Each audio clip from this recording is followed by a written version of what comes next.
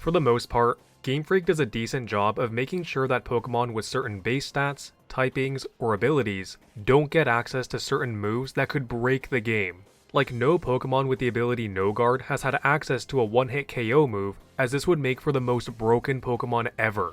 We got close with the Machamp line being able to learn Fissure by TM in Gen 1, but this was before abilities were in the game, and by Gen 4, when Machamp was given the No Guard ability, it could no longer learn Fissure. So that's the theme of this video. Pokemon that would be super broken if they just learned one specific move. Starting off, we have Bruxish and Fishious Rend. Fishious Rend is the exclusive move of the Gen 8 fossilized fish, Dracovish and Arctovish, and this move combined with one of Dracovish's abilities, Strongjaw, is what completely carries it in the competitive scene. Fishious Rend doubles in base power if the user moves before the target. It is also a biting move, so it gets a 50% power boost when used by a Pokemon with the ability Strongjaw. Dracovish is also a water type, meaning it gets Stab on this move, so with all of those modifiers in place, this move is equivalent to a 382 base power move. This isn't even mentioning the fact that it can be boosted by Rain. Even coming off of a Pokemon with 90 base attack and 75 base speed, this move is still incredibly powerful. Now imagine this move on another water type with Strongjaw with an even higher attack and speed stat. If Bruxish got access to Fishious Rend, that would take it from barely used to super broken. Yeah, Bruxish has worse overall bulk, but the increase in speed and attack is way more valuable when you'll be nuking everything with Fishious Rend.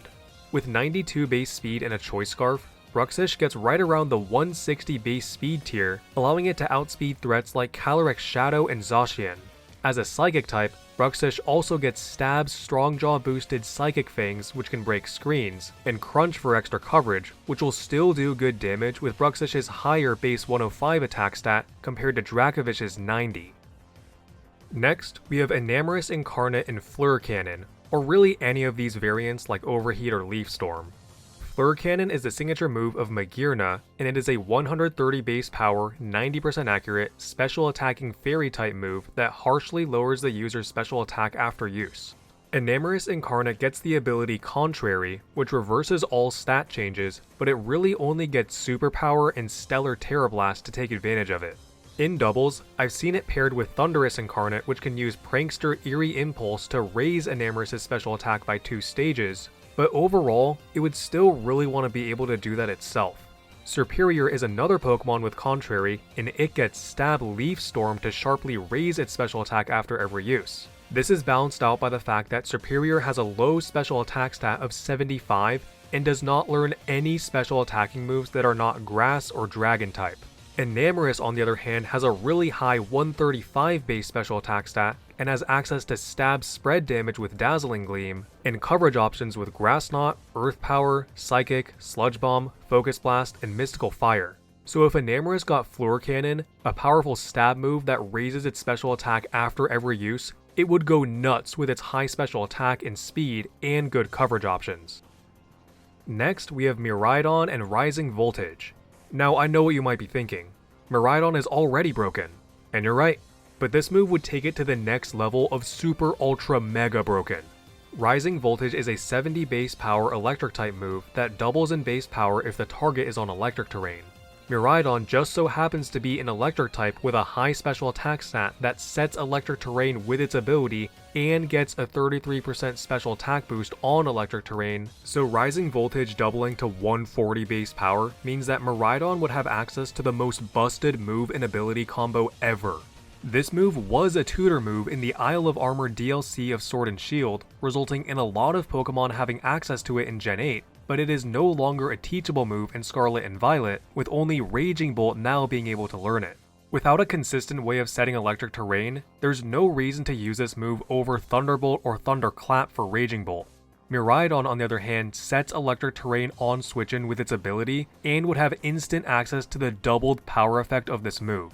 It does have the stipulation of the target needing to be on electric terrain for the power to be doubled, not the user, but the thing is, if the target is not grounded, chances are they are a flying type, which means that the move will be super effective, so its damage is doubled from that instead.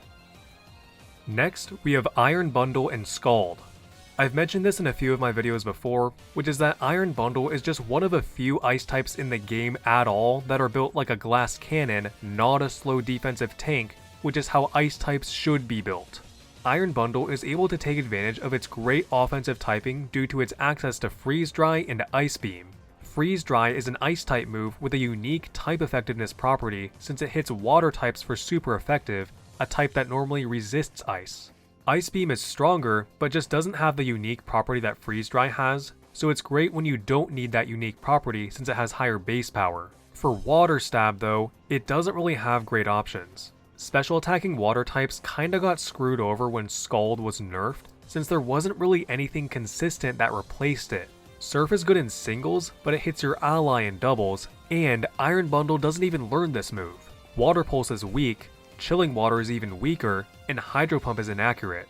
Most players tend to take the risk with Hydro Pump, but imagine if you didn't have to and had a chance to burn your opponent too.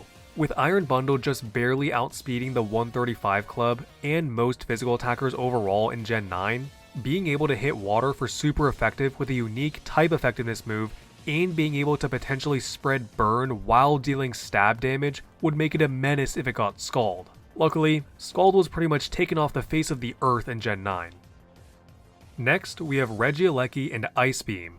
As I mentioned in my The Best Pokemon with Bad Move Pools video, Regieleki's main flaw is its almost complete lack of coverage moves. It pretty much just uses electric moves, and the issue with just using electric moves is that it is negated by ground and resisted by dragon, grass, and itself, and ice hits 3 of those types for super effective.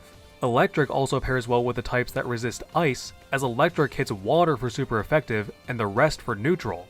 With Regieleki having the highest speed in the entire game, access to Stab Electro Web for speed control, and Stab Volt Switch for pivoting, it's going to be able to outspeed everything.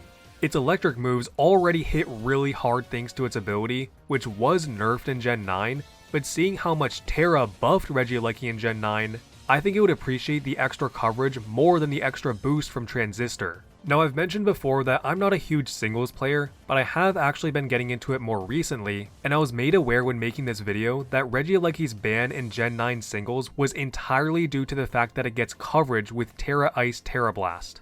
Imagine though if it didn't have to Terra since it got Ice Beam naturally. Think of just how many matchups it would win right away as the fastest Pokemon in the game with access to electric and ice moves. This could also allow Regieleki to use Terra for Terra Ground Terra Blast instead, which hits the Steel and Fire types for super effective that resist Ice, and the Electric types for super effective that resist Electric. Imagine how busted it would be if it got Ice Beam in Gen 8 before its ability was nerfed too. Next, we have Ursaluna in Extreme Speed, or really even just Quick Attack, but let's go all out for this video. Ursaluna was a Pokemon that a lot of people hyped up upon its availability in Scarlet and Violet from the Pokemon Home update, as it is very strong on paper. For its stats, it has super high attack, great bulk, with low speed that could work well on a Trick Room team. It gets the ability Guts, which boosts its attack by 50% when statused, which pairs perfectly well with Facade, a stab move that doubles in base power if the user is poisoned, burned, or paralyzed. It gets great ground stab with Earthquake, Headlong Rush, High Horsepower, and Stomping Tantrum. It gets every coverage move under the sun, and setup moves with Swords Dance and Belly Drum. The issue in practice though is that it's harder than it seems to get it going with its Flame Orb burn and any form of speed control, and it lacks priority moves. But if it got Extreme Speed, one of its main flaws is instantly solved. Extreme Speed is the highest base power priority move in the game, but it is balanced out by the fact that it's a normal type move, so it doesn't deal super effective damage on any type, and most Pokemon that learn it are not normal type, so they won't get stab. On Ursaluna though, Extreme Speed would be insane since it has high attack, stab since it's normal type, and boosting with Guts, Swords Dance, or Belly Drum. Imagine you turn 1 Swords Dance to get to +2 attack, then have your Flame Orb activate at the end of the turn, and then Extreme Speed your opponent into oblivion. Maybe Terra Normal too if you want to go all out. You could also Belly Drum Citrus Berry turn 1, and then Terra Normal Extreme Speed. If you're up against a Ghost type, Ursaluna has Crunch and Throat Chop. If you're up against a Steel or Rock type, Ursaluna is Ground and hits those types for super effective. Either way, it's GG, shake my hand. Next, we have Porygon-Z and Boom Burst. Boom Burst is a 140 base power normal type move with the drawback that, oh yeah, this move doesn't really have a drawback, it's just busted. Okay, for real though, it's a normal type move, so it doesn't hit any types for super effective, it hits your ally in doubles, which can be annoying to have to work around, and it's a sound-based move, so soundproof mons are immune. Other than that though, the main factor limiting this move's power is its very limited distribution, since like Extreme Speed, most mons that get it aren't normal type. The ones that are normal type have below average to average special attack, so they can't really take advantage of it very well. Porygon-Z though has a high 135 special attack and has access to adaptability. Adaptability makes the user's stab modifier 2 times instead of the normal 1.5, making its stab boom burst hit insanely hard. It could also use download, and if it gets a special attack boost, that would do even more damage than adaptability. It would be a bit of a gamble though, since if you get a physical attack boost instead, you've essentially wasted your ability. Nasty Plot and Agility are good options for setup though if you'd rather go that route. Either way, anything in Porygon-Z's path will be instantly vaporized. Well, except for ghost types, but luckily Porygon-Z has Dark Pulse and Shadow Ball for that, which is what would make Boom Burst on Porygon-Z especially broken. Next, we have Jirachi and Double Iron Bash. Double Iron Bash is the signature move of Melmetal, and it is a 60 base power steel type move that hits twice, with each hit having a 30% chance to flinch the target. While this move is a punching move that has its power increased by Melmetal's Iron Fist, Iron Fist's power boost is only 20%, and Melmetal is so slow that it will hardly ever make use of the flinching effect. This makes Double Iron Bash on Melmetal strong, but not crazy broken or anything. If Jirachi got Double Iron Bash though, that would be a different story. Jirachi doesn't get a 20% power boost since it doesn't have Iron Fist, but it does get a flinching probability boost from Serene Grace. Combined with its solid 100 base speed, it could actually outspeed things with some speed investment and or a choice scarf unlike Melmetal. With Double Iron Bash hitting twice, and each hit having a 30% chance of flinching, this move overall has a 51% chance of flinching the target. With Serene Grace though, an ability that doubles the probability that a move's secondary effect will occur, each individual hit of Double Iron Bash now has a 60% chance to flinch, resulting in an 84% chance overall. If Jirachi doesn't outspeed its opponent already, or if you don't want to use a choice scarf, you could use Thunder Wave to paralyze your opponent, which would not only halve their speed, but it would also make them even less likely to be able to move. Combined with Paralysis' 25% chance of being fully paralyzed, a Pokemon hit by Jirachi's Serene Grace Double Iron Bash would have an 88% chance of flinching or being paralyzed, so a 12% chance that they get through both. Jirachi also gets Confuse Ray, which would add a 33% chance of hitting oneself in confusion, resulting in a 92% chance of not being able to move entirely. Lastly, here's a bonus round for moves that I felt wouldn't break a Pokemon competitively, but it would significantly improve their viability and use cases. Dragonite, Salamence, and Gyarados would benefit significantly from Dragon Ascent. One of their main flaws is that none of these Pokemon have great physical flying moves, if any at all. Dragon Ascent is flying type close combat, so this move would help these three significantly, especially since they all get Dragon Dance for setting up. Aerodactyl would benefit significantly from Brave Bird and Head Smash, both stab recoil moves that it wouldn't take recoil damage from due to its ability, but no, it gets Takedown. Ting-Lu and a recovery move, as its main role is as a defensive wall or hazard setter that could be improved greatly if it just got recovery. Spectrier and Aurasphere, as that would allow it to hit normal and dark types for super effective, both types that resist or are immune to Ghost. Metagross and Shift Gear, as it is a physical attacker with a below average speed stat that doesn't really have a great way of setting up its offense.